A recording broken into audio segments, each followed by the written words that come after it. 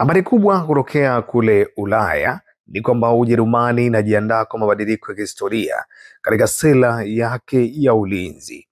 Ripoti za vyombo vya habari zikimnukuu waziri mkuu Friedrich Merz zinathibitisha mipango ya Ujerumani kutumia kiasi kikubwa cha fedha ili kufanya Bundeswehr, jeshi la ulinzi la Ujerumani, kuwa jeshi la kawaida, yaani conventional army, lenye nguvu zaidi Ulaya.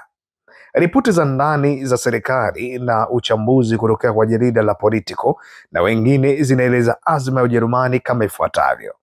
Mpango huu wa kisasa, yani modernization, unakadiriwa kufikia takribani euro bilioni 377 au takribani dola bilioni 439 kwa manunuzi na uwekezaji utakaotekelezwa kwa muda mrefu zaidi, labda hadi mwaka 2041.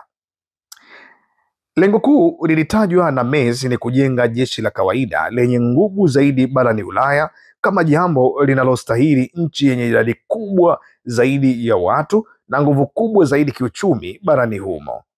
Sehemu kubwa ya fedha zitaelekezwa kwenye risasi na risasi za makombora, yani ammunition, magari ya kivita na mizinga, yani combat vehicles, ikiwa ni pamoja na mizinga ya Leopard 2, lakini ndege na mifumo ya ulinzi wa anga, yani air defense system, kama vile Iris-T na Sky Rangers 30, lakini sambamba na meli za kivita na vifaa vya majini. Mpango huu unakuja kufuatia kile Ujerumani ulichokiita Zeitenwende, yani mabadiliko ya zama, baada ya uvamizi wa Urusi nchini Ukraine, na unaashiria mabadiliko makubwa kutoka kwa utamaduni wa Ujerumani wa kuzuia matumizi makubwa ya kijeshi tangu vita vya pili vya dunia.